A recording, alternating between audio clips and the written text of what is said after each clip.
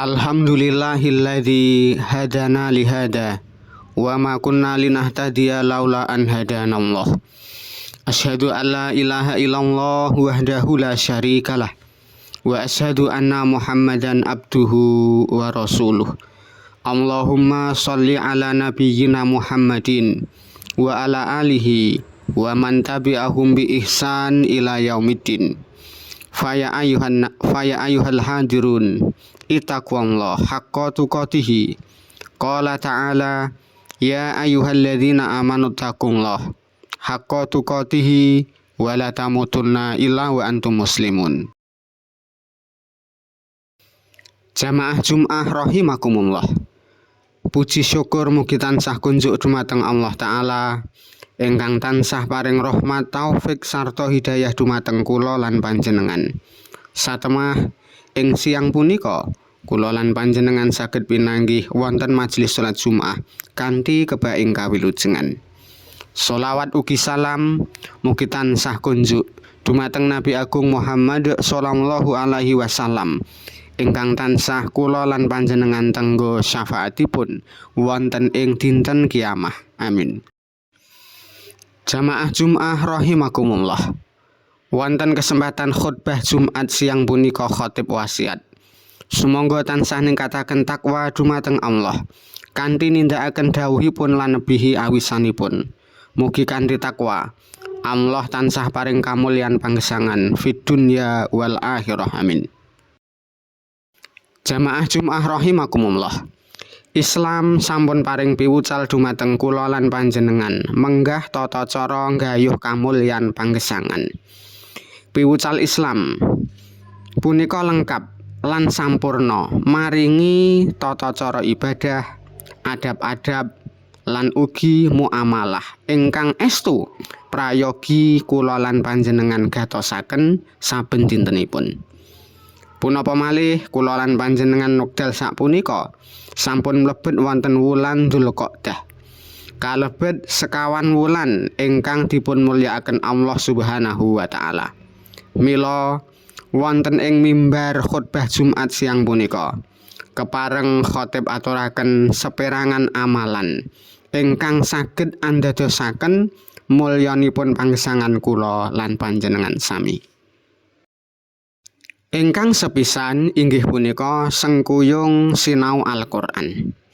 Sinau Al-Qur'an punika amal ingkang agung lan istimewa tumrap kula lan panjenengan sedaya. Al-Qur'an punika sumber hukum, sumber pitedah ingkang dipun turunaken Allah pinangka margi keselamatan tumrap sedaya umat menungsa. Ngendika Allah Subhanahu wa taala, qad ja'akum minallahi nurun wa kitabum mubin. Yakti wis teka marang sira kabeh kelawan Al-Qur'an iki cahaya saka ngarsane Allah lan kitab kang nerangake. Al-Qur'an surat Al-Maidah ayat 15. Wonten ing kitab Aisarut Tafasir dipun ngendikaaken, wong-wong kang padha temen anggone cecekelan marang Al-Qur'an yekti bakal pinaringan rahmat saka ngarsane Allah. Lan ana ing dina kiamat bakal dislametake saka neraka sarta dilebokke marang surga. Kang mengkono iku kabegjan kang agung.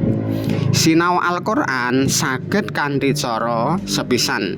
Sinau tata cara maos ayan-ayan Al-Qur'an. Misalipun kanthi TPA lan sanesipun. Ingkang angka kalih, sinau isi kandungan Al-Qur'an. Saged kanthi ngrawuhi kajian Al-Qur'an kados dene kajian tafsir ugi sanesipun. Ingkang angka 3, sinau hukum-hukum ingkang wonten ing Al-Qur'an. Saged kanthi ngrawuhi majelis taklim, pengajian umum lan ugi sanes-sanesipun. Jamaah Jum'ah rahimakumullah. Jaman sapunika sampun tansaya majeng. Badhe sinau Al-Qur'an tansaya gampil. Menawi jaman rumiyin nembe wonten metode turutan utawi juz amma. Lah sapunika sampun kathah sanget metode ingkang tansaya nggampelaken tata cara maos Al-Qur'an. Saged kanthi metode Iqra, metode Sakifah lan ugi sanesipun. Mekaten ugi wonten saben masjid sampun umum lan lumrah dipun wonteni forum-forum sinau tata cara maos Al-Qur'an. Sahingga mboten wonten malih alesan tumrap kula lan panjenengan kok mboten saged maos Al-Qur'an. Ingkang angka kalih inggih punika istiqomah njagi salat berjamaah.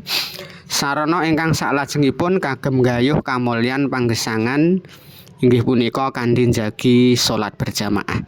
Salat berjamaah punika ibadah ingkang agung sanget kautamanipun. Sinten kemawon ingkang saged istiqomah njagi salat berjamaah badhe dipun jamin pinaringan kamulyan panggesangan ing donya lan akhirat. Wonten ing kathah hadis Rasulullah paring pangandikan menggah kautaman-kautaman njagi salat berjamaah. Ngendika Rasulullah sallallahu alaihi wasallam, al malaikatu tusolli ala ahadikum madama fi musallahu malam yuhdis Allahumma ighfir lahu Allahumma arhamhu. Para malaikat iku padha ndongaake sira kabeh menawa isih ana ing papan salat berjamaah lan durung berhades. Dungane para malaikat, duh Allah mugi panjenengan paring pangapura dumateng tiyang punika. Duh Gusti Allah mugi panjenengan paring rahmat dumateng tiyang punika. Hadis riwayat Imam Bukhari.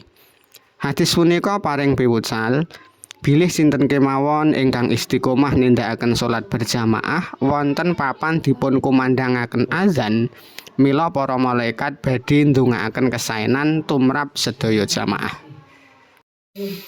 Jamaah Jumat rahimakumullah.